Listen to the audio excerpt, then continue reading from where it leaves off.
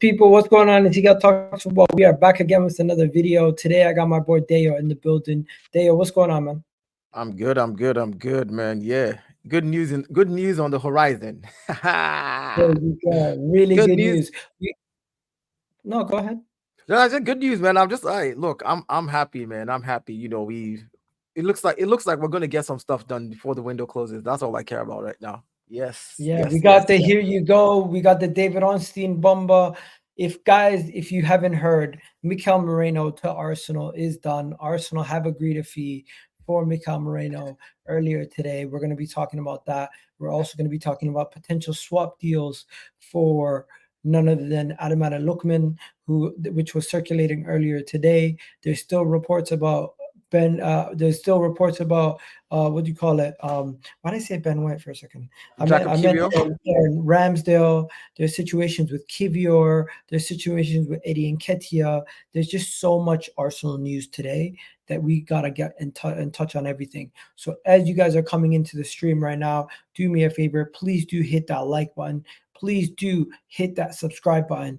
And yes, I have been doing uploads lately. So let me know if you guys prefer the uploads or if you guys like these live streams, because sometimes you got to mix it up. You got to do a little bit of this, a little bit of that. And yeah, first things first, I guess we got to go straight into the Mikel Merino news. But Deo, how you feeling about Arsenal finally getting the deal done, bro? I'm feel like, remember, I think last time we were here, I said I'm not gonna say anything until the window closes. I was gonna keep my, like, literally I was trying to make a video. If Arsenal didn't sign anybody by the end of the window, the things I was going to say in that video could probably get me cancelled totally. Like, I literally have it written out as a script ready. But if they move right, they'll get a good video. But I'm excited about it because I think he's the right profile. I think for what we need, I I just want a pragmatic team this season that will just go out there and win the games. I don't care about being flashy, being nice. Score 1-0 and lock up the shop, man, and just get me 3 points and win all your games. That's all I care about this season. I don't care how badly you want to play, win the game. So I think Mikel Merino, 6'2", left-footed, a midfield player who is very, very consistent as well from all the stats that we've seen, is a good fit. It would help Martinelli balance out his game properly.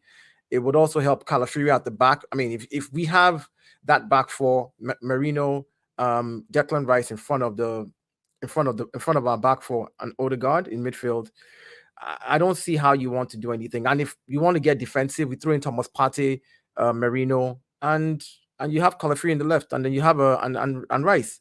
We're Imagine gonna that. Like, talk about that. yeah, there's a lot that we can do. Let me just show everybody what was said. So this is from David. This originally was from Gunner Blog, but Fabrizio Romano did give the here you go. So we're just gonna look at this first, and then we're gonna work our way back.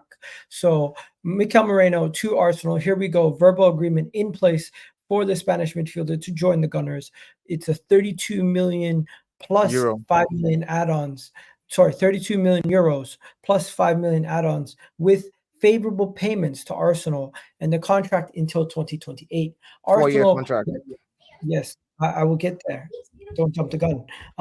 Arsenal were closing in on the Mikel Merino deal since the end of July, and Moreno only wanted Arsenal. Don't forget, he turned down Atletico Madrid and Barcelona pursuits to make sure that he joined Arsenal. Mikel Merino has joined, has agreed the fee, and that is pretty much done and dusted. Now, there is one more thing that Fabrizio Romano tweeted before we go on to the David Ornstein tweet, because David Ornstein also tweeted about it, but this guy tweets like 100 tweets a day, so you got to scroll for a little bit. 1 second. Let me just get to it. Here it is. He also said that similar to Ricardo Calafiori, the story Mikel Arteta has been crucial, and also Moreno's move to Arsenal. Positive talks with the player. The player Moreno had at least 2 proposals, but had clearly only Arsenal in mind, and he's set to travel for a medical until 2028 plus an option. We will speak about that in a second. Now, just to talk about what Fabrizio Romano has said right there, we also have David Ornstein's tweet, which is quite short. It's not as long as that one, so we're going to look at it quickly. And big up to the 100 people who've already joined us.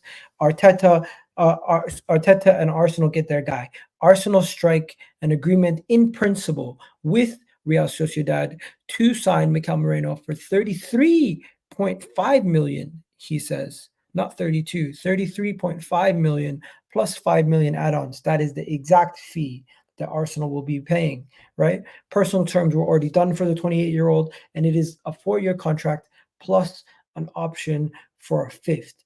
This is in favor of the club, as we now have a good payment structure for the deal. As you can see, Fabrizio Romano said the payment structure, and we now get a player on a 4-year contract. Don't forget, at this moment in time, I would say quality midfielders. Arsenal has Odegaard, Partey, Rice, Jorginho, Mikel Merino, and the fifth option, the sixth option, I would say, is Ethan Nwaneri. That is the sixth option. So we now have some squad depth. We now have some options. But yeah, Deo, talk to me. A lot of people are upset about the price. Some people online are upset about the price. I'm tired of people who say they're upset about the price. The market dictates the value. We see what the price of players are going for these days. What are we talking about here? I mean, when people are seeing players that are literally scored 7 goals or basically played 5 hours, Duran, Aston Villa, they were asking for 40 million. Let's be realistic here. It bugs my mind when I hear people say, "Oh, the price," and I'm like, do you not see where the market is right now in football? The market is up there. It's literally up there. There's nothing you can do about it. You either move as a big club and get the players that you need so that you can win and make more profit and be notable, or you start haggling on prices. I mean, we're looking at players that are moving from other leagues that you would never probably have heard of, and you're looking at the price 45 million. You're looking at 40 million. Somebody who played 7 games, played 4 games. Durant probably played how many games last season? So I totally understand when clubs hold on. The market dictates the value. You can't say, well, your perception of this player is 20 million. So you know what it is. It is what it is. No, the market dictates the value. And if the player wants to play for you, he will help put pressure on the club and ask to leave. So yeah. I'm okay with that price. It's over 4 years. I can't hear you, Miguel. Did the negotiations work? Because Arsenal spent a lot of time negotiating the payment structure of the deal. We got 33.5 million with favorable payments. We did not end up paying the 40 million, but we agreed a 40 million euro deal for a player who has 1 year remaining, who's 28. Now, I'm not saying Mikel Merino is a bad player, but we heard reports, Deo, that 17 million, 28 million. But that's what I'm saying. Reports are reports until the club itself, Real Sociedad, decides what they want to set the price for their player is. We've talked about how look at Ivan Toney as an example. People said 80, they said 90, they said 60, they said he's come down to 40, they said he's come down to 30, nobody wants to touch him. And just a couple of days ago, what did we hear? Brentford set their price, literally finally set their price at 50 to 60 million. So you can hear reports. Reports are nothing to me until the club itself speaks. And we know what the market is. Like, we see the market. We see how expensive players are going for, right? We see what people are paying. Academy players are going for 22 million. Academy players. Like, literally, somebody who's fresh out of the academy, played 1 game, being on the bench. Clubs are selling them for 22 million, 15 million, 18 million. So realistically, this price is what the market is dictating. And for me, if that's the player that you need the profile, then go ahead and pay it. And it's favorable terms over 4 years. Let's do the math. Even if it comes to 40 million over 4 years, that's 10 million a year, literally, that you'd be paying. So whatever you're putting on your books this year will be 10 million, which means between Calafiori, because think about this. Arsenal sold, we sold Emil Smith-Rowe for 35, right? Nketiah is probably going for about 25 right now, which is what probably is going to happen. We got rid of what are these 2 boys' name? The defenders and our midfielders for 12 and 7 or something. That's 19 million there. In total, what we spent on buying Calafiori and Merino, we've actually made back on the players we sold. Literally, like, balance. Talking about players we're selling. So, we're even selling academy players like Charlie Patino for 1 million with ridiculously high sell-on clauses, of course, if he does get sold.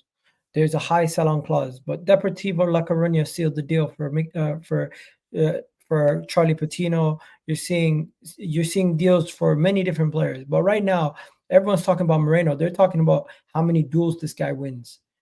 I think he's going to be a good signing.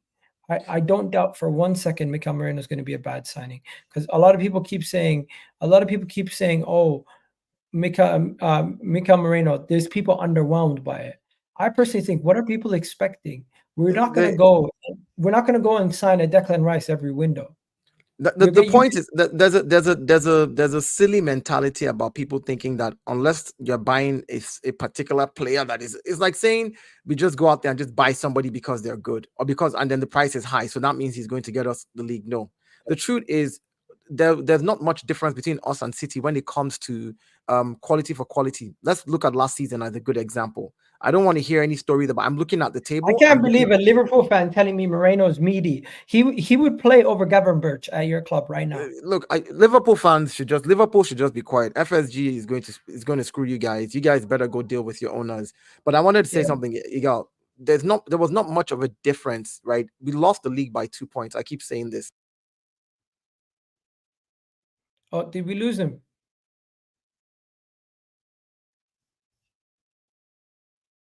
Oh, we lost him. He's back. I changed my internet. Go ahead. Yeah, I was saying that the very minimal gap between us and City last season, losing by 2 points, it was in certain positions that we just needed to be sure. And when you're already a team that is that close, you just don't go and throw people in because you want to throw people in.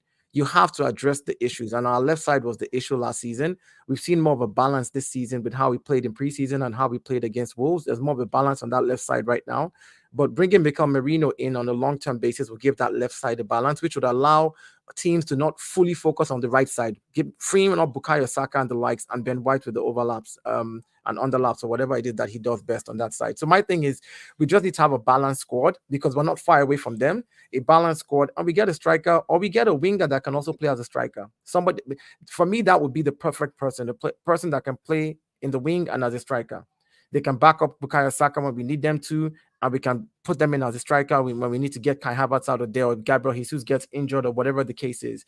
But bottom line is, we're not super far away. We just need the right pieces. And and then the mentality as well to go with it. And I think we go on to win the league this season.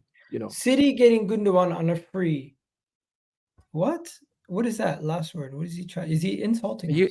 Yeah, that's I know what he's saying. That I totally ignore the insults. So Gundogan is a good signing for City, but I'll say this: he's not the Gundogan of old. So if you want to look at it that way, and when he gets back, he's not coming to play against Rob Holding this time around in defense. He's coming back to play against Gabriel, William Saliba, and the likes of Calafiori, Timber, and Ben White. So get it straight, right? Gundogan being Gundogan, I respect him, and I think he's going to add something to City. But even he knows that it's different. He's not the same Gundogan. He's going to have to depend on his experience this time around, and not more of his physicality because of the age. It catches up to everybody. So yeah. So let's see how that works out for them. I think the Gundogan situation, it kind of gives them the advantage in the midfield now, back, because they were a little bit at a disadvantage last season with the midfield. Kevin De Bruyne got injured, Rodri got injured. They still won the league. Now that Gundogan's back, they now have Kevin De Bruyne, Gundogan, Rodri, Bernardo Silva, Foden, Kovacic. and then Kovacic, Mateus Nunes. That strength in depth is so massive. So it definitely does benefit them massively. And it Gundogan, does. Even though he's not the youngest, the young guy he was when he joined City, at 33 years old, he being like a third, fourth choice is not. Oh no, that's an amazing. That's an amazing deal. They're Gundogan coming back. I'm saying, like, it takes them levels. I agree with you. Strength and depth, which is what we also need. Which is why we need Merino. Strength and depth for us. We need that depth as well in our midfield. I mean, if we have Jorginho, as our third option for the DM, that's not a bad option to have as your third option for a DM. So how did we survive last year with Partey injured for majority of the season, and it was literally Jorginho, Rice, and Odegaard? we were How did lucky we survive? we were lucky last season to not have major injuries, and this is why I was excited about the Calafiori deal, because he can play left back and he can play a left fullback, and as a fullback, a left fullback, and if Gabriel gets injured or something happens to him, we have someone to cover that place. If these are the things that we have to start to factor in, because it's going to come thick and fast this season. Well, in 4 tournaments, the Champions League format has changed this year. It's going to be more games, so you need a squad, like a really, really deep squad, and you need players who are almost like for like. So having a Timber Calafiori join the defense is great. Having a Merino join our midfield is also very good with for depth. And then then we need to add somebody else in front as well. Let's bring this Up front. tweet up. Real Sociedad and Arsenal have struck in a deal for an initial 28 for Mikel Merino. Accelerated, that's 28 million pounds, of course. Accelerated, oh shit. So yeah, we did end up getting him for the price we wanted, 28 million pounds. So accelerated, the acceleration in Arsenal's interest in Moreno comes as Eddie Nketiah is moving closer to Nottingham Forest for a deal worth 30 million. I'm not gonna lie, if we don't bring in an attacker, is that because we didn't sign another player? And are we really cutting it close with FFP? Because it seems like Smith Rowe goes out, Calafiori comes in, Eddie Nketiah goes out, Mikel Merino comes in. Who else will have to leave for us to bring in an attacker? Look, at this stage, here's the thing. I think remember, Tavares is gone. Remember, even though they were not first team players, we have players who are on the books, who are on loan. Kieran Tierney is a senior player who's on the books, but he's not going to be on the first team list. So there's space to bring in a striker. Let's not make it sound like we don't have the space. We don't need a player to leave for us to buy a striker right now. I think the reason that the deals were done this way is they wanted to get some players out, get some monies in, and try to match good deals, so that way they can go and spend big money on either a winger or a striker. I think that's what I suspect, because based on what Edu said where he said, "Oh, don't worry, at the end of the window, you guys will be very, very happy with what we do." And and I'm like, well, let's wait and see at the end of the window. If the window ends right now and we don't bring in anybody else, I will be seriously underwhelmed. I mean, would I be underwhelmed? No. No. And I'll tell you why. I'll tell you why I wouldn't be underwhelmed. I would not be underwhelmed because again, let's look at last season. If we drew the Aston Villa game and we drew the West Ham game, we win the league. If we drew those 2 games, we didn't have to win those games to win the league. We just needed to tie those games to win the league. We had a better goals difference than City. What does last year have to do with underwhelmed? So this season, so I'm not underwhelmed, because the places where we missed it out, where we allowed ourselves be beat in those games, we shored up our defense again, even though our defense was our strongest point. So now we even have a more solid defense in games where we're unable to score. We just don't lose them. And if we can do that, and we can score up front in other games where we could score, like in January all the way to May, where we're scoring teams 4-0, 5-0, 6-0. In those kind of games, if we take our advantage, and in the games where it's tough for us to score, we just don't lose because we've shored up our defense and our midfield solidly, how can I be underwhelmed? City only beat us because they lost 3 games and drew 7. We lost 5 and drew 5. We needed to draw 2 extra games and not lose 5 games and would have won the league. So, bro, I'm not being all doom and gloom, but I'm just simply saying, I still think we need one more attacker massively. No, I agree with you. We do need an attacker. I'm just saying that if it doesn't happen, I'm not going to pull teeth and pull hair and be like, oh my God, that's the end. We don't win the league. Because this idea that, an attacker changes everything. No, an attacker just adds more depth for me. The way I look at it, we scored 90 plus goals last season. We weren't shy of scoring goals. It wasn't like we didn't score. We missed. Imagine us missing so many chances, but yet scoring 90 plus 1 goals. City scored 95 goals. We scored 91. We're 4 goals short of City, literally. Our goals difference was way better than theirs. We conceded 29, So let's be realistic. It's not like Arsenal does not know how to score. This idea that, bringing in a striker is the start all and be all. You bring a striker, and if he gets injured and he doesn't play like Partey the whole season, what happens? Are we still not going to go for the league? We will. So we need to figure out a way to be able to go for the league, is what I'm saying. So, yeah. Okay, so there is also news on Nico Williams. If you didn't know, there is news on other players. So the news on Nico Williams is we got Charles Watts here saying, nobody ever told me that interest in Nico Williams was over. He is a player Arsenal absolutely love, and his release clause that can be activated at any time. I haven't heard anything is imminent, but it was the same with Thomas Partey. So Charles Watt's almost indicating that we could still go and trigger that release clause of Nico Williams and still go for Nico Williams. Now, to me, I find it hard to believe that the club, his home club, would do all the stuff that they did to give him a new deal, give him a new shirt, and then end up getting that release clause triggered and just letting him leave. It's But very late in the window. it's a release clause though. It's not dependent on the player. So I think That would be this extremely ambitious from Arsenal. And if we do get Nico Williams, I'll be very excited. But right now, I find it hard to believe that that will be the move that happens. I can't say much to that. But my thing is with release clauses, I think is mostly dependent on the player. If you can get the player to agree with you, then go trigger that release clause. If Nico Williams is talking, if his agents are talking to Arsenal and they can convince him, and he says, okay, I don't mind, I'll go, then Arsenal can go to trigger the release clause on the last day. It doesn't matter to me. This is what David Ornstein had to say. But I think it's hard. David Ornstein 3 hours ago said that a winger, the winger Arteta and Arsenal really like is Nico Williams, but the player is coveted by everyone. He is on high wages, which only increases if he moves to the Premier League. Hence, basically that being an obstacle in why we wouldn't sign Nico Williams. Now, if you guys don't know, Nico Williams plays for Atletico Bilbao. Atletico Bilbao pay their players very well because they like only Basque players. And in order to keep those players, they give them absorbent amount of wages.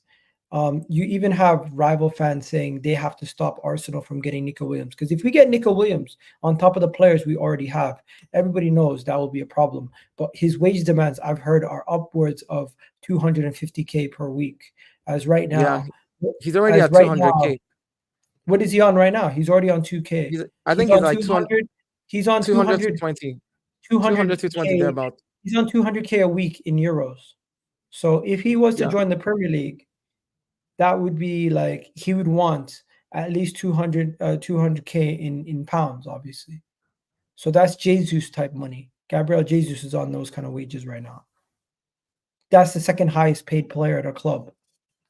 I look, see, Igal, here's the thing I tend not to try to worry about all of these things about wages and if we're below the FFP regulations and we're not breaking anything and we're not losing money as a club, and you can afford to pay that player, and the player is going to take us over the line, then go get the player. I can't for the life of me understand why we want to pinch pennies if we can afford it. Now, the thing is, the player wants to stay at Atletico Bilbao. He doesn't want to leave, according to what everybody said, according to all the reports. So if he doesn't want to leave, we should not bother ourselves with him. Triggering his release clause, if he doesn't want to accept, he's going to still stay at the club he wants to stay at. That's my thing, no matter how good the player is. These people in the comment section is trying to create drama. So, guys, I'm here to talk football. I'm not here to argue right now. So for me, like, that's the most important thing for me. Like, a player who is available, we can get, and that can get us over the line. Anybody we're linked with, the question I ask myself is, can they get us over the line in the department we want them to play in? Like in midfield, can Mikel Merino help us balance that left-hand side out? From what I've seen him play, yes, I think he can. If we bring in a defender, which we did, can Calafiori do the business in left back? We've seen him do it. Yes, he can. We bring in a striker, whether it's a striker, a forward, or a winger, whatever we choose to bring in. The question is, can that person get us over the line? This idea that most people have just been spitting nonsense about, we don't get a striker, you don't win the league. I'm like, there's many ways to win the league. It's not just by having, okay, if we bring in a proficient striker and he gets injured the whole season like Thomas Partey, what do we then do? Are we still not going to go for the league? We're still going to go for the league. I want us to bring in a striker, but it has to be the right profile for somebody who can play up front or play on the wing. Somebody like a Gabby Jesus type person, but is more prolific in front of goal and is more clinical. That's what I think we need. All right. Somebody just said something that triggered me. Raheem the Dream. No, we don't want Raheem Sterling. We don't want Raheem Sterling at Arsenal. I don't know about you, but I don't want nothing to do with Raheem Sterling at Arsenal. People are trying to. I heard what was being said earlier in the stream today when somebody was saying, "Oh yeah, but we're looking at it as a recency bias." It's not about recency bias. It's current form. Current form of Raheem Sterling is poor right now, and him coming to Arsenal, we're not trying to get you up and running. Kai Havertz, we did it last season. The first half of the season, look at how slow it was for him, and then eventually picked up. We can't afford that luxury this season. We need a player that can hit the ground Raheem running. Sterling at Arsenal would be, I think, quite poor, especially with the decision. Even if he becomes a great player the second half of the season, my point is Arsenal can't afford to get a player right now who cannot hit the ground running. That's my thing. We can't afford that because we are too close to winning to be trying any more experiments and saving players. That's all I care. Now, if we weren't fighting for the title and we're fighting for top 4, bring in Ramsdale, give me half a season. The next half of the season, he picks up because I know there's a player in there. We've seen what he can do. But we are literally trying to fight for the title this season. And for me, we're trying to fight to win trophies this season. This is the season where we have to win something regardless. And we can't afford a player who has gone on the decline, even if he has a chance of coming back up. We tried it with Havertz, it worked. But I think if Havertz was scoring goals from the beginning of the season when we brought him in, if we had played him as the forward all season last season, I think we win. If Havertz picked up halfway through the season, I think we win if we started him at the very beginning and if he hit the ground running. So this is a good question. Rice back at 6, and one winger, we might win the league. I think what we should talk about right now is how the midfields could look, because I'm not saying the midfield is not going to necessarily be Rice playing one way every single game. The midfield is not going to be Moreno playing left 8 every single game. The midfield is not going to be Partey playing as the 6 every single game. Jorginho playing as the 6 every single game. There's going to be constant rotation. And with the options we have, we have 5 quality midfielders. I'm not stressed.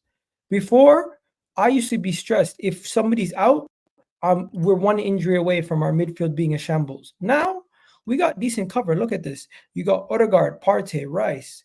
You got Odegaard, Rice, Moreno.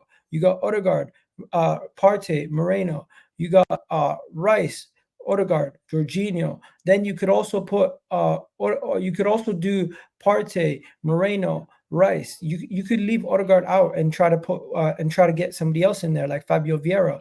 There's at least 6 midfielders who are of decent quality for us from now until the end of the season. I'm not too concerned at this moment in time. What about you? Like I said, I'm happy with the direction that the team is going. I'm happy with the quality of players that we have. I think the fans who are throwing out the baby and the bathwater are jokers because they really they really want to be proven right, which is they want the club to not succeed so they can say I told you so. And the opposition fans who just keep talking nonsense about the players. Wait, what? Arsenal announced it. So yeah. No, continue. No, I was saying, yeah. I said, so for me, our midfield looks solid. Like I said, having Jorginho as the third option, DM as third option 6 is depth. That's depth. Having Thomas Partey, having Declan Rice, and then having a Jorginho, that's depth. Having a Merino and a Declan Rice who can swap in the 8, that's depth. Merino can also play as a 6. Most people don't realize that he can play in any of the 3 positions in the midfield. The only person that I think we don't have cover for is Odegaard. And the difference is this. With Odegaard, he's our captain who plays in those tight spaces. He's able to control the game, distribute the ball, give some nice passes, sometimes crashes the box as well. But if we want to play a different way, where we score the goal and we want to defend, if we throw in a Partey, Merino, and Rice in front of a Calafiori, Gabriel, Saliba, and Ben White, nobody's scoring. Nobody. I don't see the team in the league right now that will score against those guys. So my thing is, we can play multiple ways to win. Multiple ways. We just have to have better in-game management and better rotation when we're playing our players. That's it. If we score a goal or 2, we can just go and just play defensive and lock everything up, and we're done. By the way, Shaq, yes, it's been announced. It's not done yet. It hasn't been announced by the club, but it's been announced by David Ornstein, Fabrizio, Romano, and the likes. They've already announced that. Now, Southampton are preparing to submit a loan offer to Arsenal for Aaron Ramsdale. I don't know about you, but unless it's an obligation to buy, I don't think Arsenal should trigger anything because we need cash. If we're going to sell Ramsdale, we should sell him and bring in money, not just letting him go on loan to improve his value. We want to make Yeah, sure but we secure. we just give him a longer term contract, and the point is, if we keep him at Arsenal and he doesn't get playing time like we expect him to, then we're now reducing his value as well. If he goes to Southampton and he does very well at the Southampton based on the loan, whether with or without an obligation to buy or an option to buy, if he performs very well, which I think he will, because Ramsdale is a good goalkeeper, I just think for what Arteta wanted to do, Raya suits just slightly better. If he does very well, it increases his value. He's still our player. At that point, we can sell him for bigger money next season. At that point, we can name our price to other clubs. At that point, Southampton could say, "Hey, here we go. We're willing to I match know, what but you want." we already have an idea who the backup is. So the situation is Arsenal wants to sell Ramsdale and then buy Joao Garcia for about 15 million pounds or something like that. So Arsenal is waiting to sell Ramsdale or get him a deal, which we will bring in some money, and then we can then go for Joao Garcia. Now, the funny thing I find is, bro, Arsenal fans want to sell Aaron Ramsdale to go buy a striker with the money that we sell from him. It doesn't make sense. You need a backup keeper. We already have the money for the striker. Like I literally tried to explain to someone earlier today. I said, listen, Emil Smith Rowe, Eddie Nketiah moving, Tavares, Nuno Tavares, what's this guy's name again? The other guy that left, Lukonga. I said all these players that we have sold, right, for the 17, 12 million, 11 million, and then Emil Smith Rowe 35, Eddie goes for 25.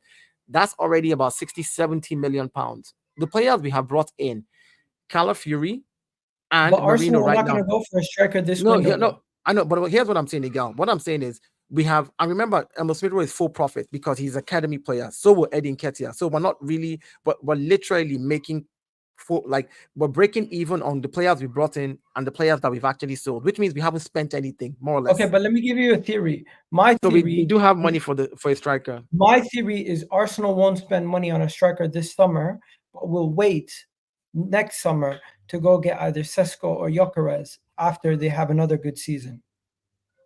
Well, if we don't spend money on a striker, what I'm saying is we have money to spend on an extra forward because Eddie's out. We need to fill in that slot. So we will definitely get either a winger.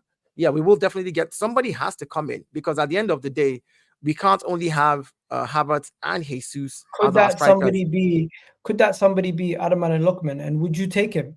No, you're not Nigerian, are you? Or are you Ghanaian? I am. I'm Nigerian. I'm half Ghanaian, half Nigerian. My mom is Ghanaian. My dad is Nigerian. Okay, so you're both. My point is, would you take Adamola Lookman? I wouldn't give them 50 million plus Gyökeres, but I think 50 million for Lookman does sound good. By the way, Lookman is 26. He is a homegrown player in the Premier League, considered a homegrown player in the Premier League. Also, he is somebody who doesn't have a really bad injury. He does not have a bad injury record. And the last 2 seasons in the Serie A, he got respectively 19 and 18 GA.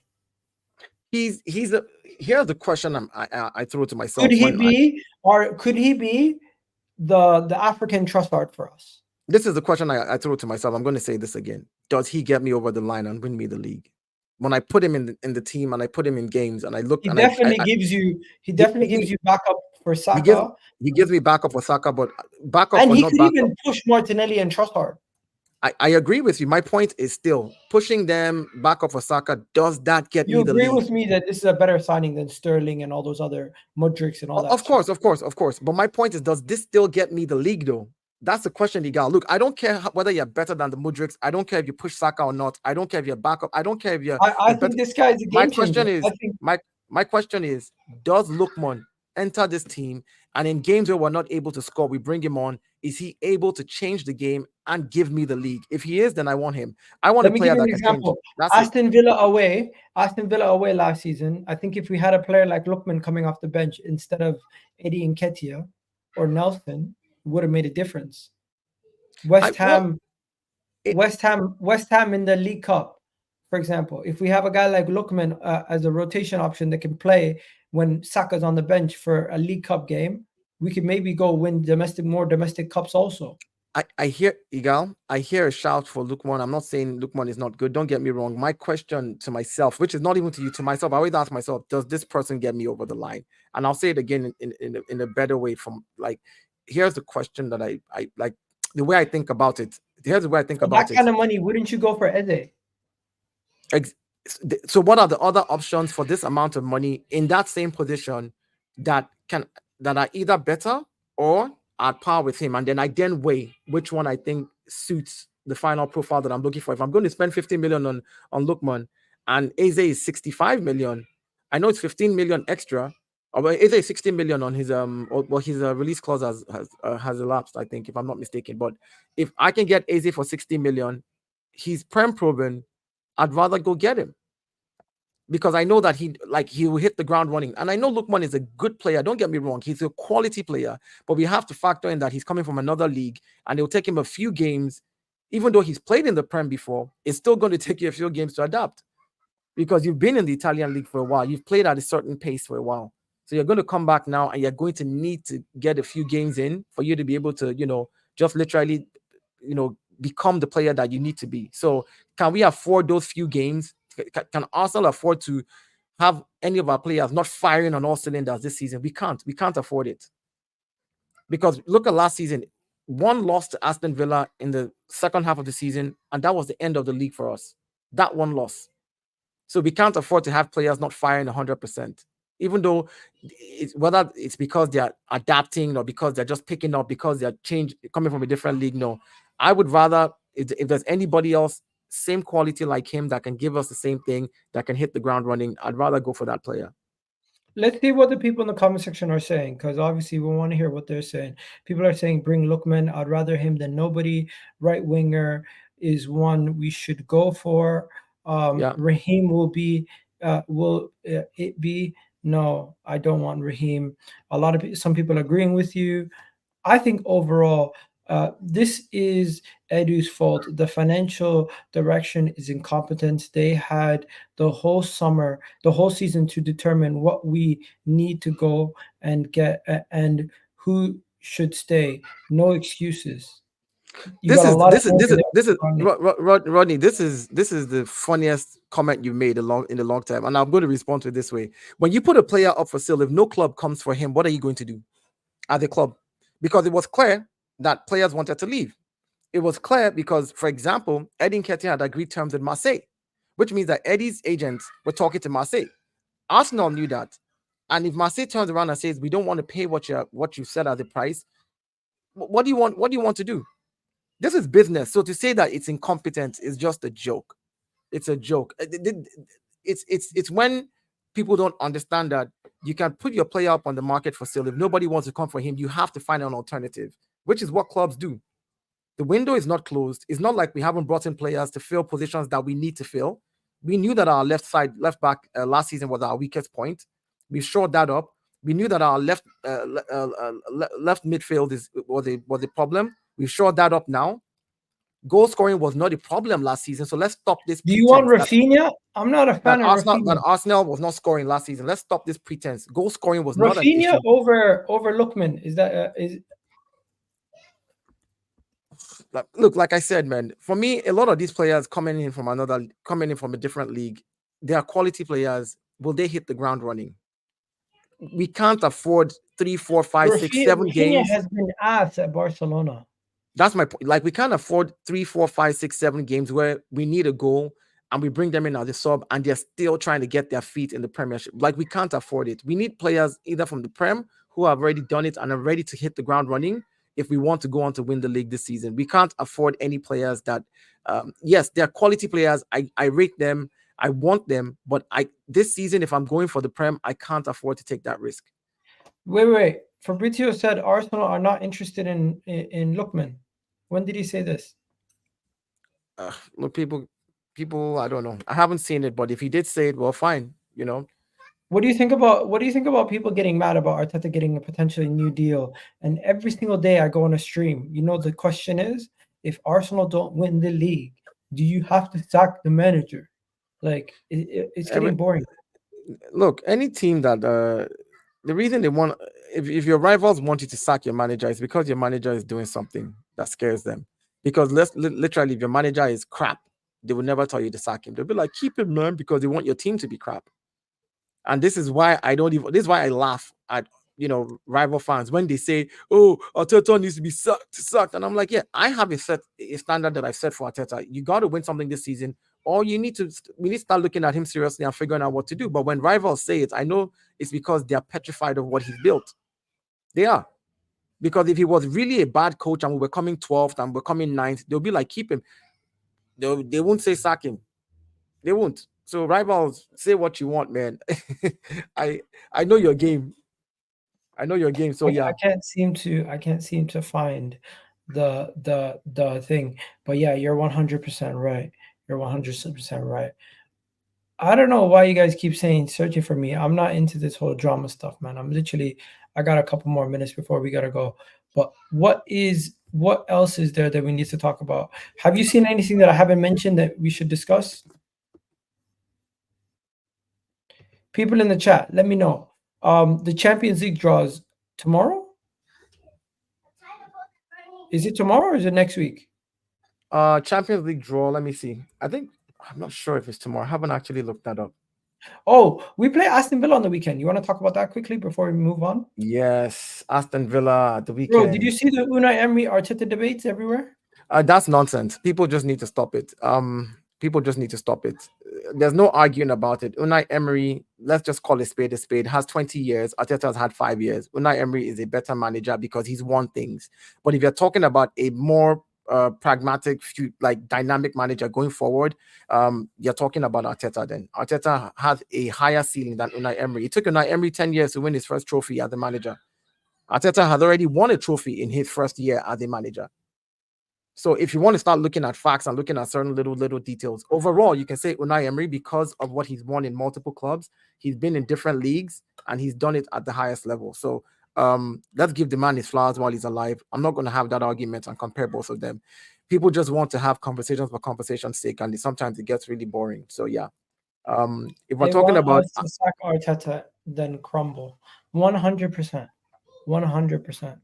And Arteta deserves a new deal. He'll get a new deal. And I think one thing that I find difficult is you can't have arguments with people who just don't want to have any tangible argument. They just want to complain.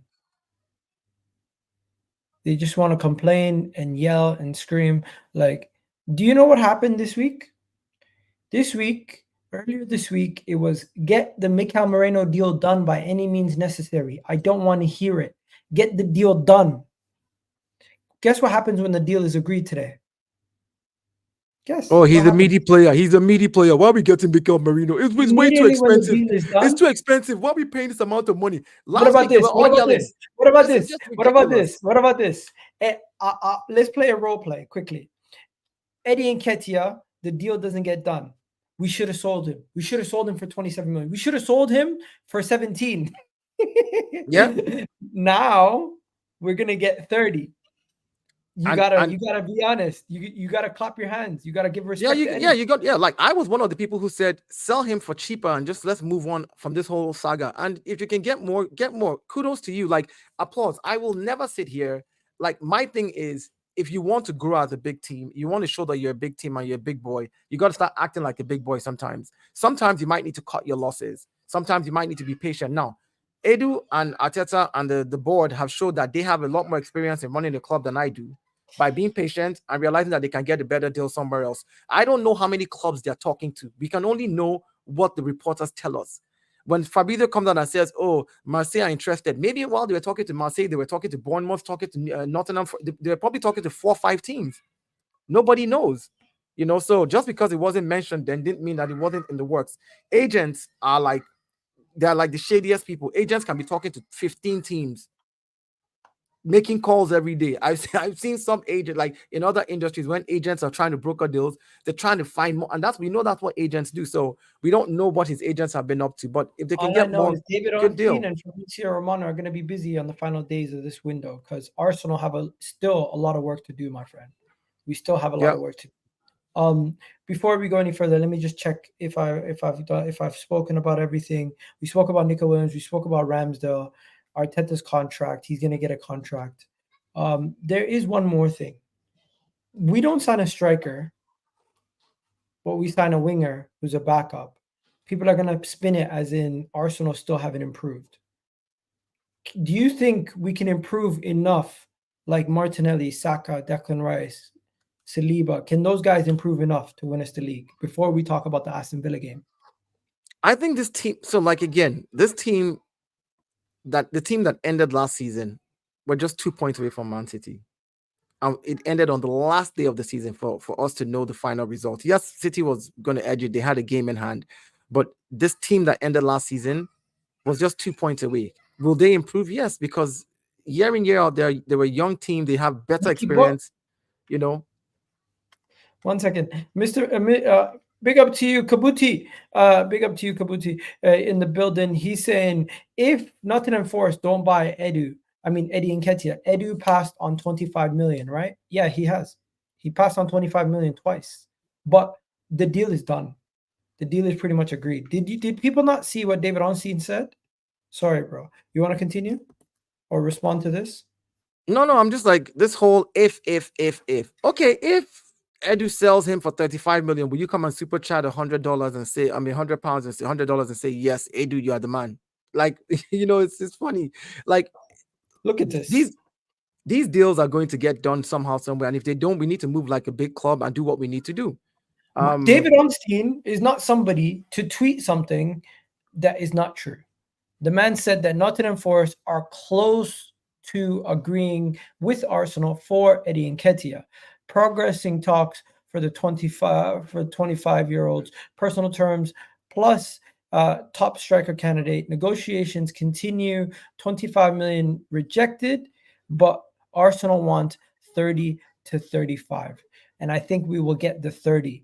So at this moment in time, if you don't know, Eddie Nketiah has already cleared out his stadium box, and he's already started to tell some of his teammates goodbye. So why would Arsenal sanction clearing out somebody's box if they don't think the player is gone?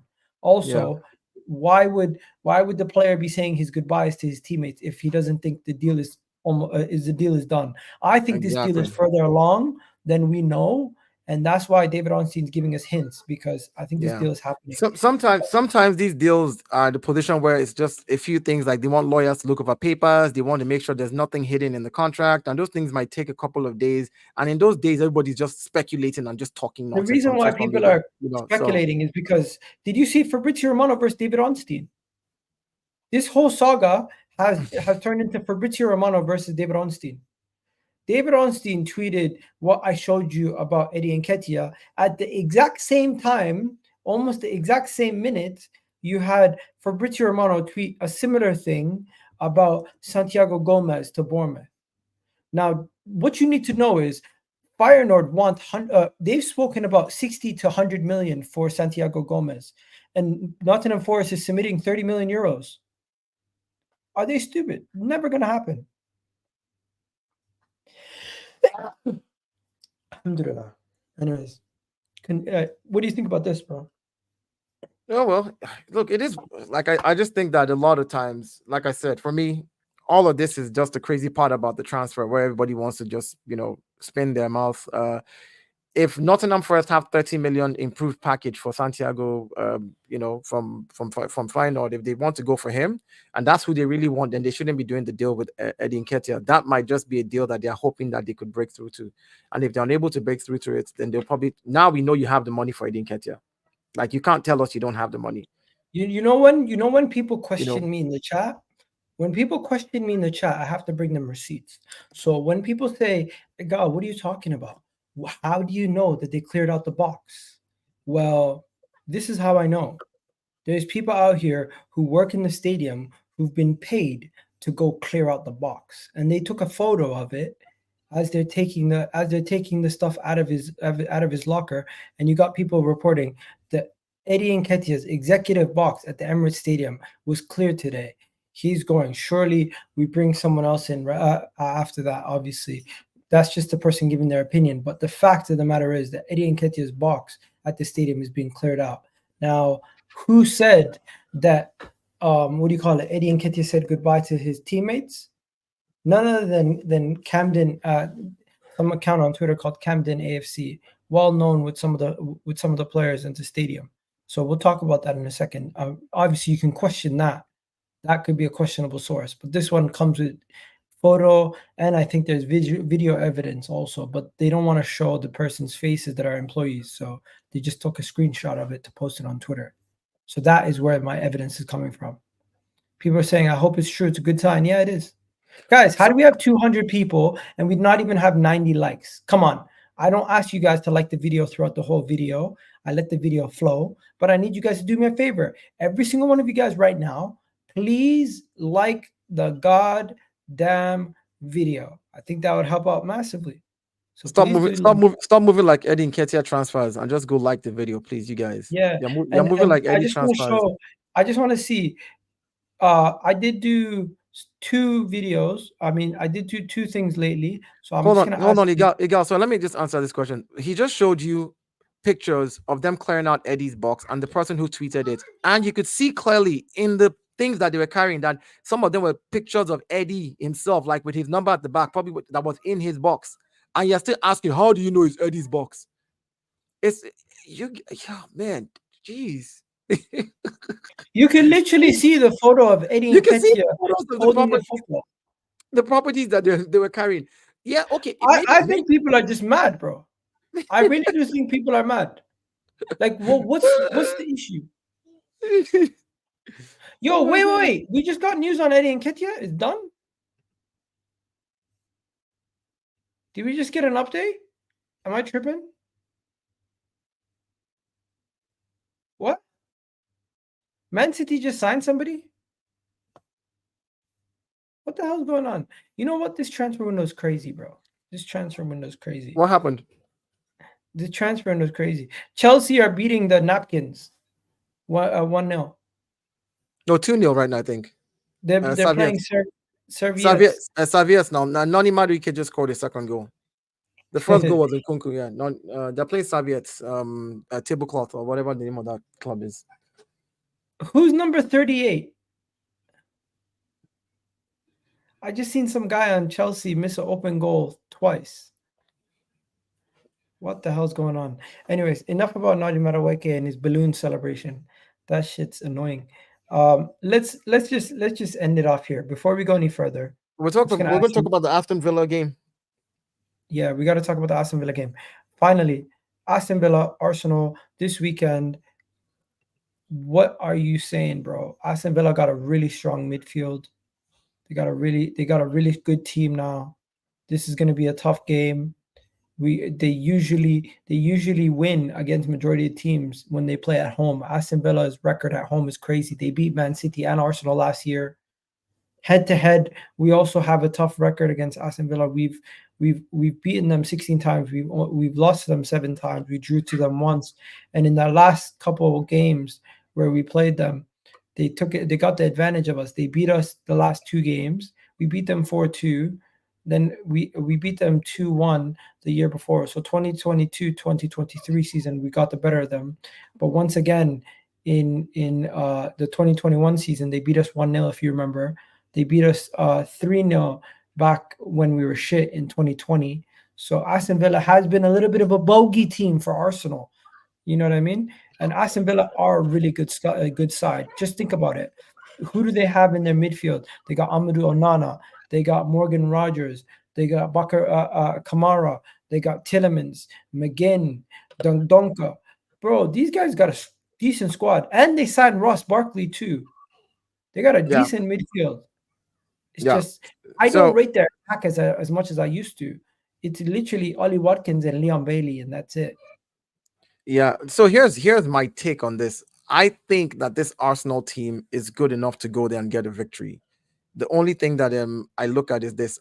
I know it's going to be ringing in the heads of these players, the Arsenal players, that if we had only beat Aston Villa last season, we win the league. And for us, this game is a must win. Forget that it's the second game of the season. It is a mentality thing now, where it's like this was probably the team that stopped us from winning the league last season in the second half of the season. This team was the only team we lost to. Win that game, and we would have been champions. And the fact that we have to face them in the second game, the mentality of the players have to be that we're going in here to win. This Arsenal team, I think, for me is better than the Aston Villa team. Aston Villa is a very, very good team, but we're there. We're literally right above them there. And I think we can do it. It's about the mentality. The players don't need to go in there. They need to be pragmatic. Score your 1 goal, score your 2 goals, and show up the defense. And don't do what you did last season where you played better than them, but then you allowed them to counter us and then they scored. And that deflated us. So the mentality has to be different this time around. Yeah, for me, that's where I'm kind of looking at it from. I'm not even thinking about it from how many our head-to-head records and all that. I think overall we're better squad than them. Overall, I think we're better squad than them overall. Do you know what their squad is going to look like? I can give you a rough estimate right now.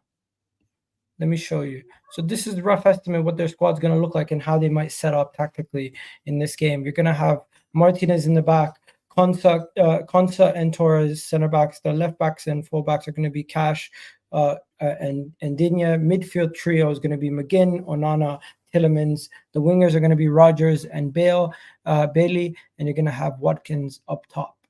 Then for Arsenal, I think this is the team we're going to go with also. The only thing I would change is probably Zinchenko, and if we change Martinelli for Trossard. Those are the only 2 changes I would make in my team.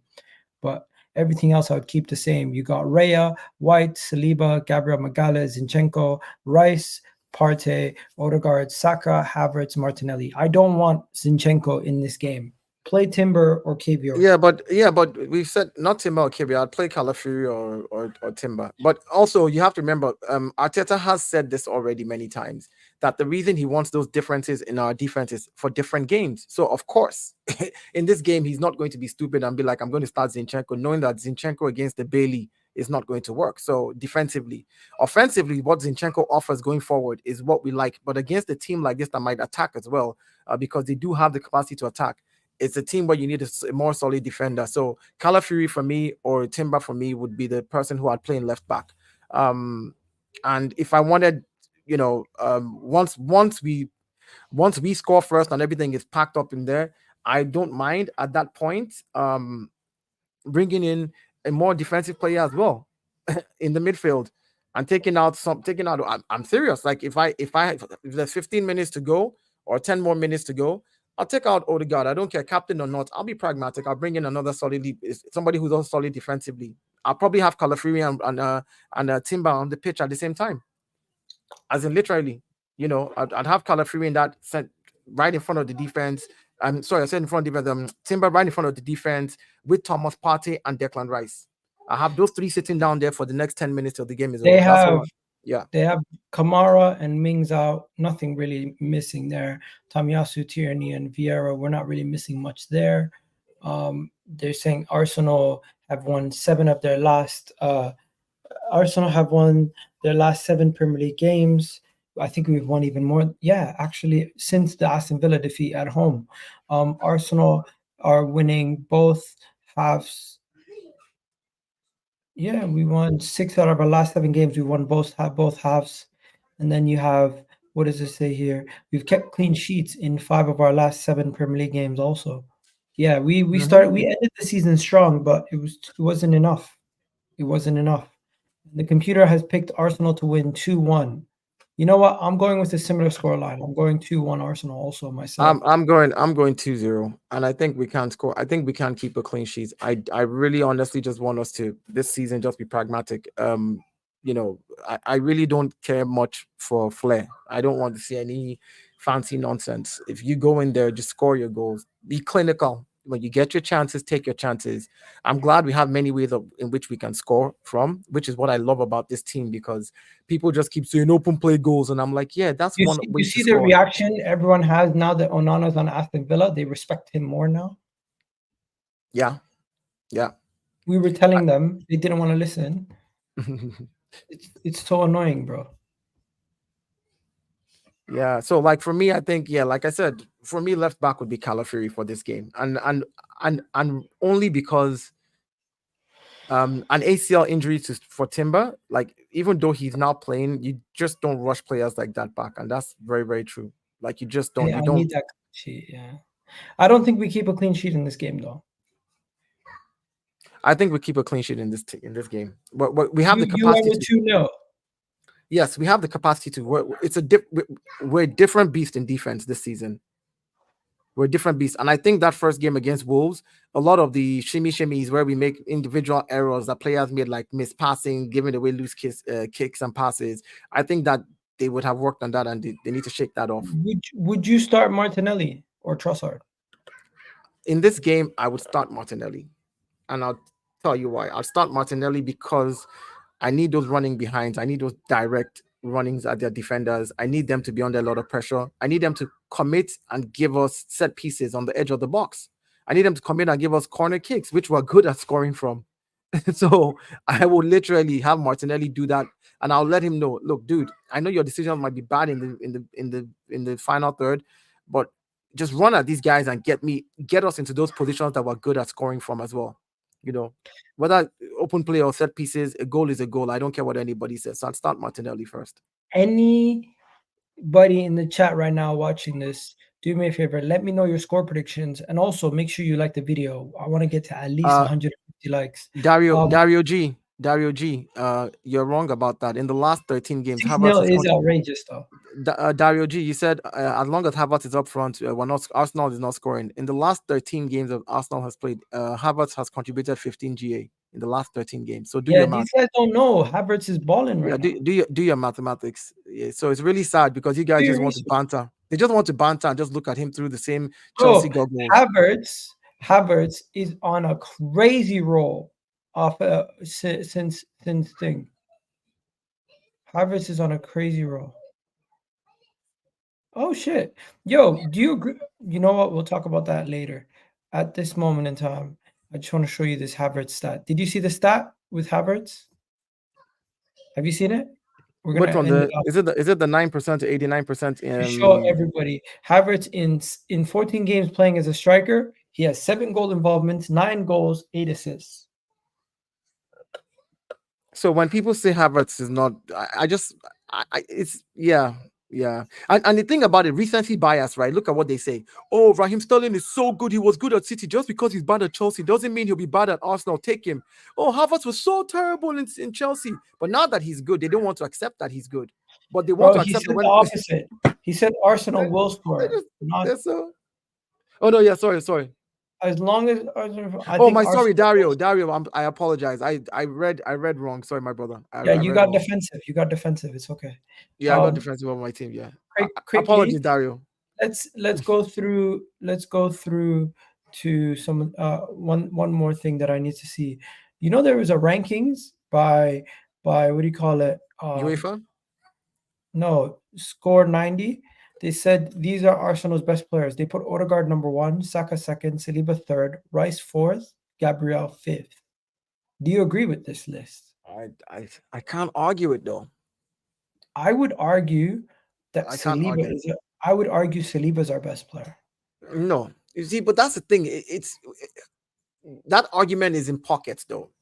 Our best player defensively, on the calm side, yes. No, the way I would determine it is Saliba's our best player based on the fact that he would be the highest rated player. Who out of this team, who has the best chances of getting into the World 11? Saliba. Yeah, I hear you. I hear a shout for that. But like I said, we're basing it not on the world, we're basing it on the Arsenal team. Like we can't use those yardsticks for everybody. Not every Arsenal player can get on the world level. So that would be an unfair. Who's more important to Arsenal? Yes. So who's more important to Arsenal? Who contributes the most to Arsenal? Who carries the team the most? Who's the person that we know that, okay, whatever it is, responsibility for attacking wise, it's Saka and Odegaard. I think Martin Odegaard, number 1, being the captain. Number 2, being the person who creates the majority of the chances. Number 3, being the one to actually decide, like in between games, right? Remember when he said, give the penalty to Havertz? Those decisions are big decisions that captains make on the pitch, and not everybody is supposed to, I think Odegaard is very important to us, and I think that rating is fair enough. Bukayo Saka has consistently done it for Arsenal since he's come into this team from left back to right wing, and he has showed us that he is him. For Arsenal, he is him. So, yes, Bukayo Saka right up there. Saliba has done it for 2 seasons now. We saw what happened when he was injured 2 seasons ago, and I understand the importance of Saliba, but he's not done it up onto the length of time that Bukayo Saka has. So I will put Saliba as 3rd.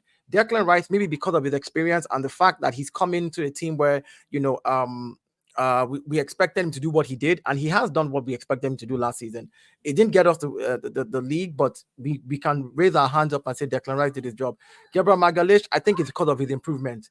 We called him a bozo for the first couple of seasons when he joined us, and I think because people have seen that he's now improved and the way he is now more matured, yeah, I put him fifth, and I think I agree with that. We're going to wrap it up here, guys. I think Arsenal is going to win 2-1 against Aston Villa. You said 2-0. Let me know what you guys think in the comment section, what's going to happen in that game. Overall, we need to get revenge versus Unai Emery and Aston Villa after what they did to us last season, and hopefully we can. Overall, we just need to win. Forget the revenge. As for the Arteta don't anger the football gods. As for the Arteta Emery debate, it will be a debate for all these rivals to try to gaslight us into trying to put down Arteta for as long as we don't win any major honors. So for the rest of the season, until we actually lift something, these guys are going to continuously bash Arteta. It's just how they are, people. Get used to it, because rivals are going to hate on Arteta because they know they're scared, they're worried that we're coming for the major honors. Right now, Deo, I'll let you go. You have a good one. Big up everyone in the chat. Hopefully you guys enjoyed this video. And go check out Dan Potts' channel after this. We're out of here, people. Peace. Peace.